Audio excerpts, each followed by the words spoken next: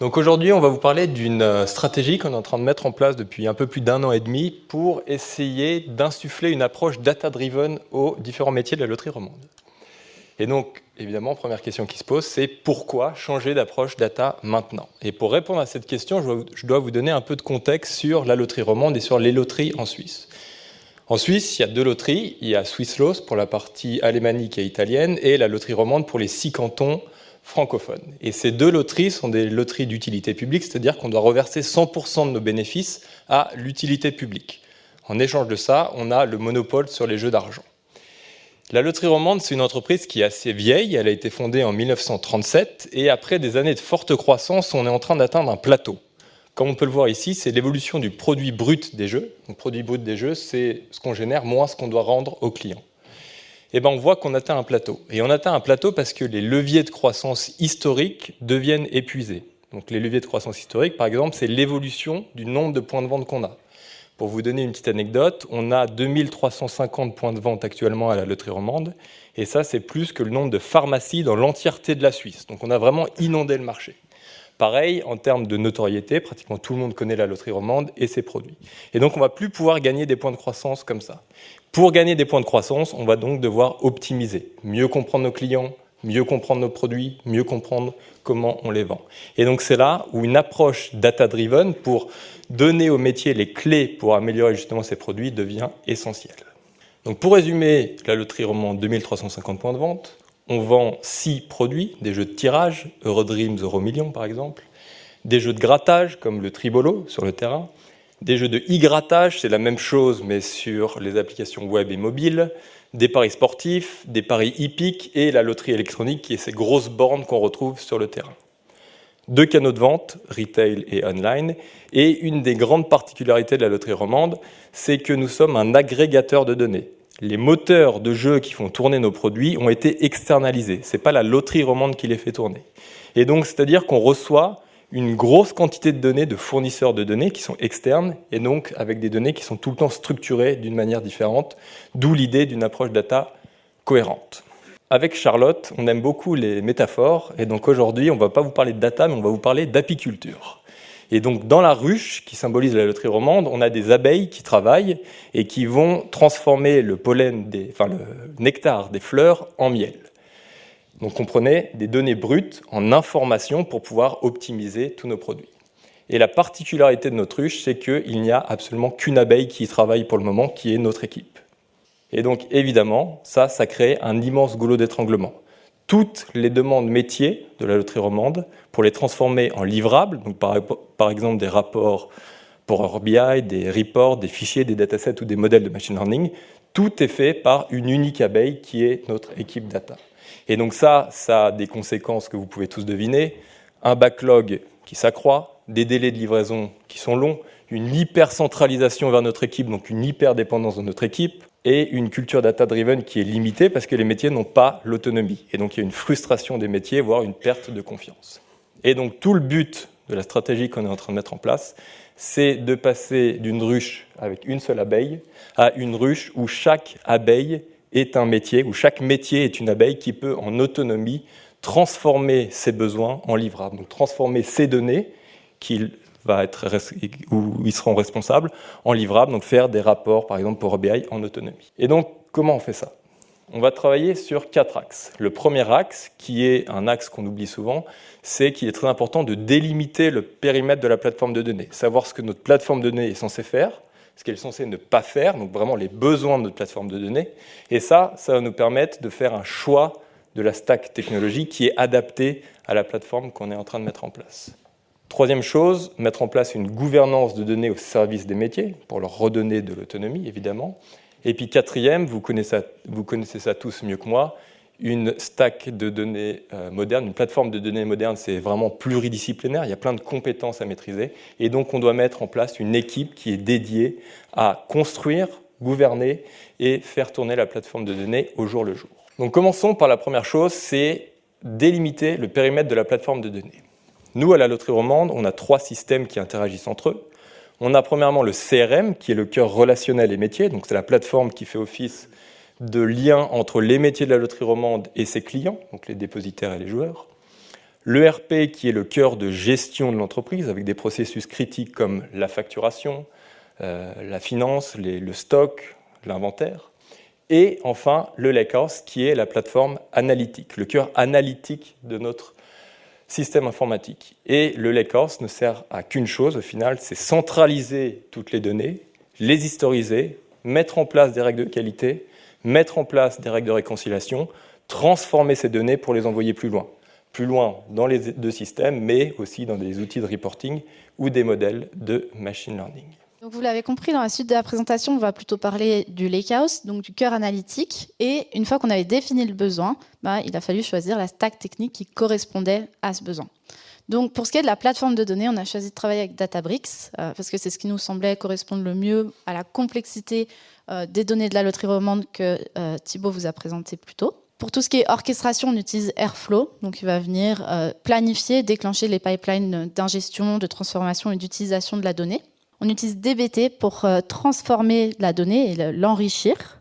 On a ajouté donc une couche d'observabilité via un outil qui s'appelle Sifflet, qui nous permet donc de surveiller la qualité de la donnée et de lever l'alerte en cas d'anomalie. Et enfin, le plus gros de la valorisation de la donnée se fait via Power BI, donc dans du reporting. Donc, on veut fournir à nos abeilles, donc nos métiers, des feuilles pleines de pollen, pleines d'informations qu'ils vont pouvoir utiliser via des outils de BI ou de machine learning. Donc, ces fleurs, finalement, qui sont pleines d'informations, qui est propre au métier, on appelle ça des data products. Et donc, comment on arrive à ces fleurs-là ? On va commencer par ingérer la donnée d'un de nos nombreux fournisseurs de données. On va l'ingérer dans une couche bronze. Donc, à ce moment-là, la donnée, elle est très peu utilisable, très peu valorisable. Et donc, on va venir la nettoyer, la structurer dans ce qu'on appelle la couche silver.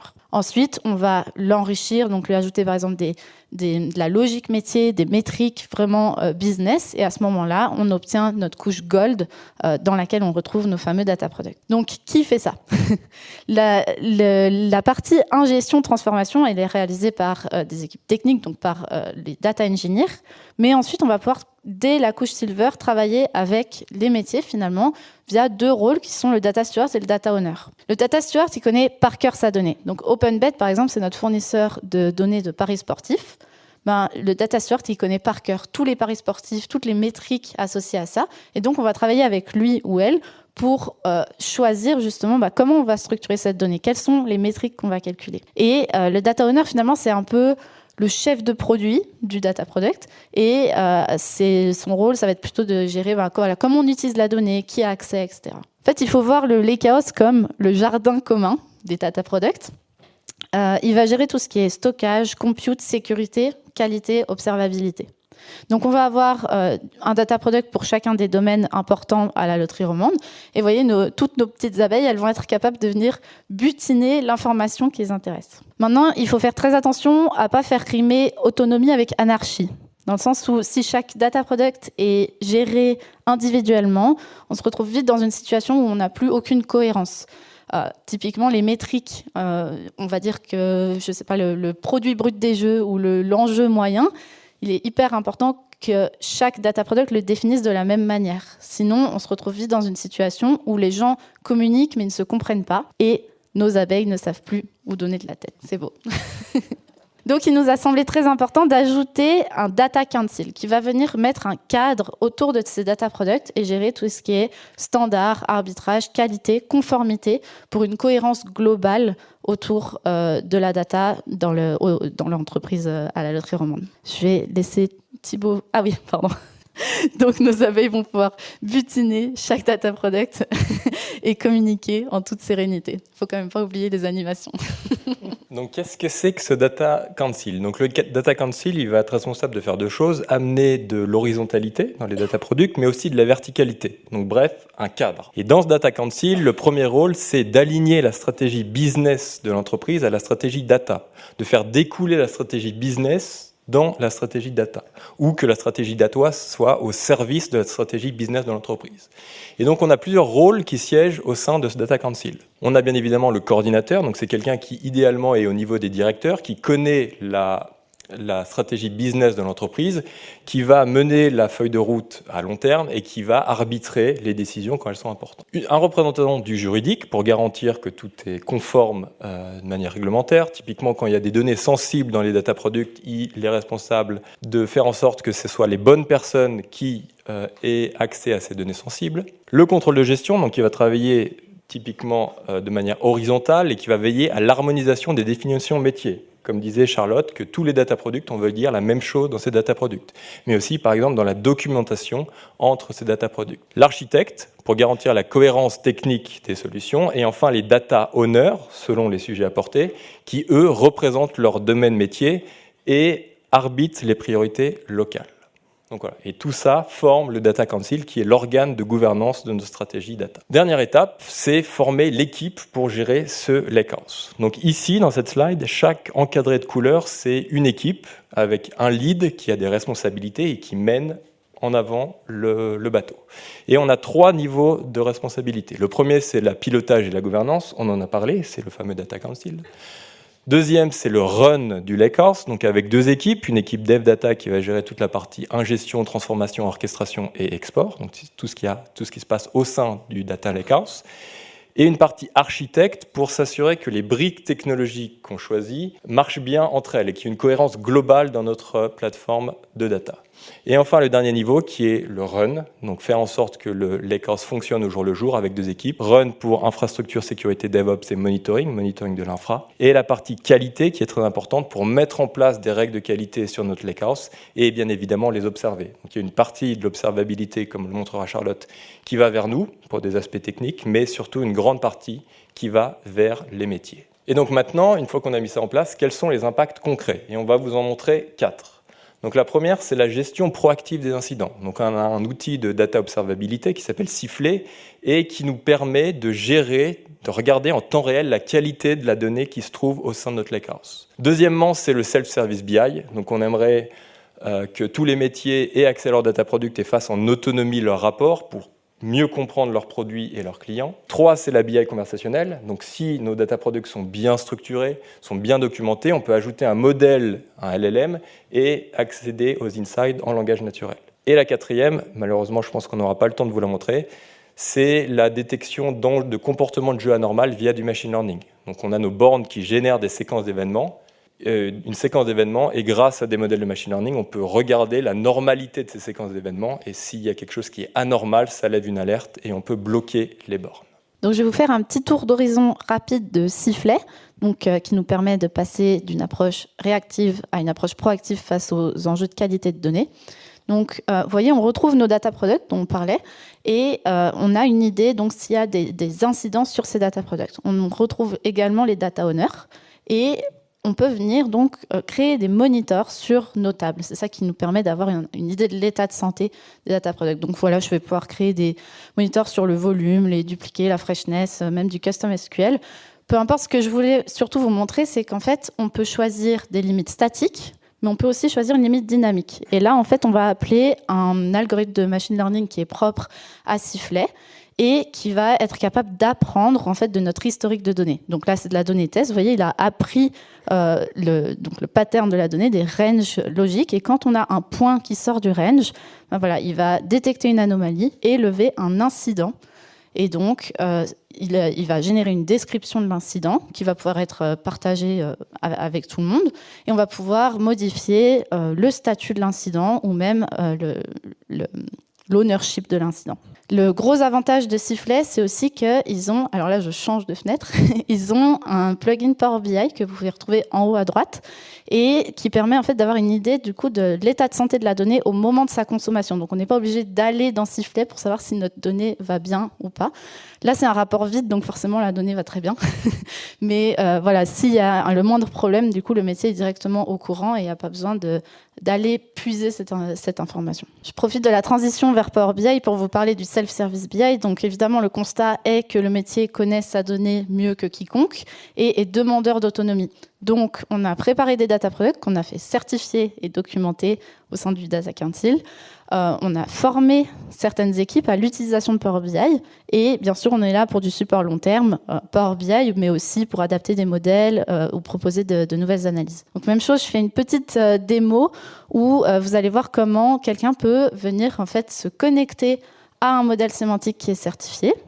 Et donc là par exemple on va dire que je suis quelqu'un du marketing, je vais créer mon rapport. Évidemment, je vais venir ajouter le thème officiel de la loterie romande parce qu'on essaye aussi d'assurer une cohérence visuelle au sein de tous les rapports de la loterie romande. Et vous voyez, donc j'ai accès à tout un tas de mesures et de dimensions que je vais pouvoir explorer. Et donc là, bon, on va faire quelque chose de très simple. Donc par exemple, le nombre d'enjeux. Donc vous voyez, c'est aussi facile que du drag and drop. Je vais pouvoir venir ajouter des filtres. Donc là, on va rajouter un filtre sur l'année. Chaque dimension et chaque mesure qui est sur la droite, là, est documentée. Donc, les métiers ne sont pas envoyés comme ça dans la nature. Ils ont un descriptif de chacune des dimensions. Voilà, je vais me dire, bon, moi, je vais rajouter la semaine parce que finalement, cette barre toute seule, c'est un petit peu triste. Donc, je vais ajouter un détail à la semaine, agrandir le visuel et puis, par exemple, rajouter la famille de jeux. Donc, est-ce qu'on parle de tirage, grattage, etc. Et je veux bien une répartition. Et voilà, donc vous voyez, en moins d'une minute, j'ai créé un visuel qui est du coup certifié, donc les chiffres sont corrects, et puis je vais pouvoir l'enregistrer en tant que rapport, revenir dessus, le modifier, le réutiliser, etc.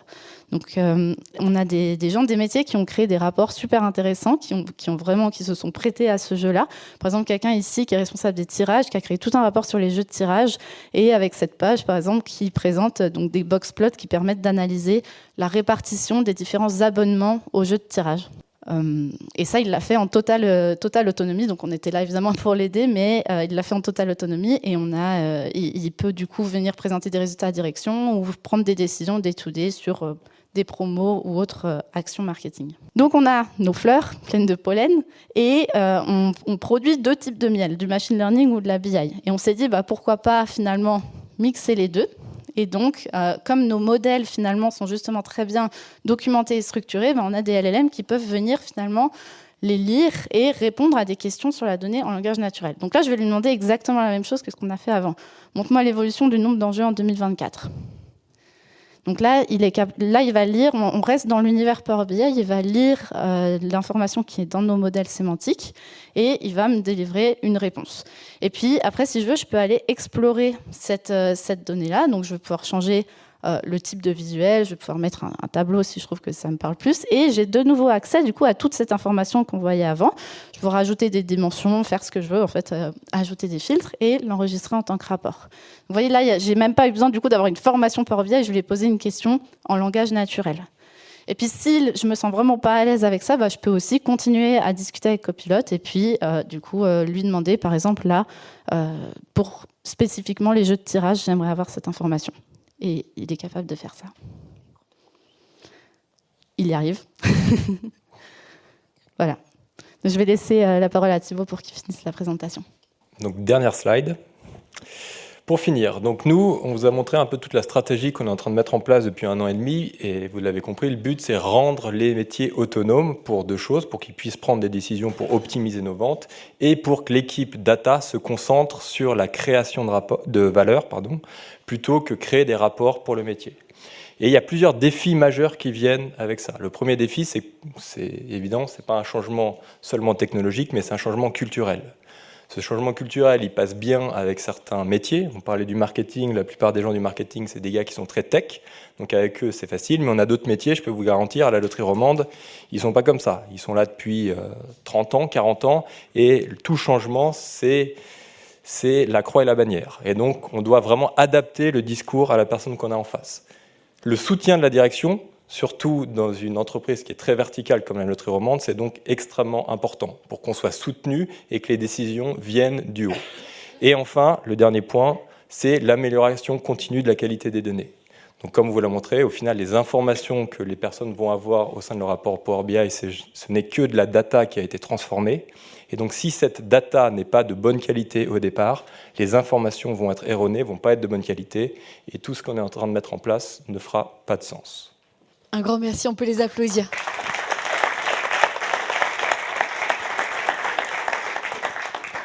Est-ce qu'il y il y a des questions?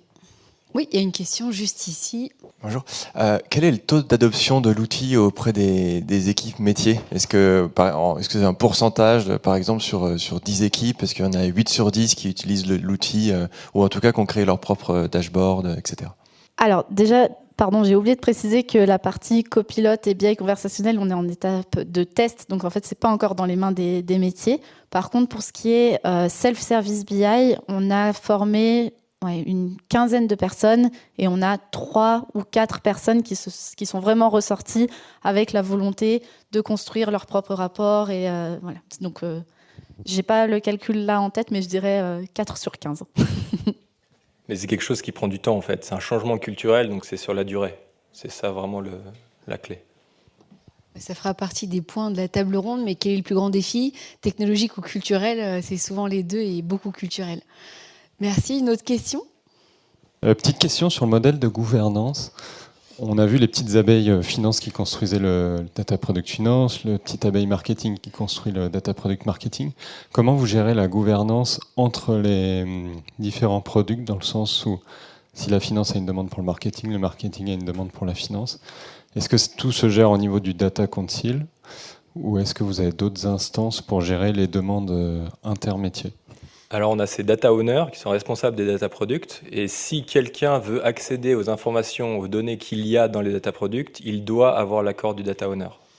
Et donc si la personne a besoin de 3 data products, il doit demander aux 3 data owners. Donc c'est une sorte de airbag qui se passe. Est-ce qu'il y a un système d'accompagnement au changement pour celui qui avait une feuille Excel dans un coin avec une macro que lui seul connaissait? Est-ce que tout ça, c'est quelque chose que vous embarquez dans le projet aussi? Oui, c'est le but. Alors pour l'instant, pour être honnête, on a commencé avec le marketing, qui est le département le plus facile, parce que c'est les personnes les plus jeunes et les plus tech. Mais on amène une formation Power BI, qui est donnée d'ailleurs par Mary de Synotis. Et le but, c'est que les data products soient prêts avant de donner la formation, pour que les personnes ils aient du concret à se mettre sous la dent. Donc on fait le data product avec les personnes, et ensuite on les forme. Donc petit à petit, c'est une feuille de route à long terme, je crois qu'il va jusqu'en 2028, comme ça. Et le but, c'est de former petit à petit avec du concret. C'est ça, parce qu'il y a eu un petit peu de frustration sur des formations passées que les utilisateurs ont pu avoir, où en fait, ils n'accédaient pas à leurs données, c'était un peu de la donnée générique, donc ça ne leur parlait pas tellement. Donc voilà, l'idée, c'est justement de les accompagner là-dessus. Merci beaucoup, on peut les applaudir. Merci à tous les deux.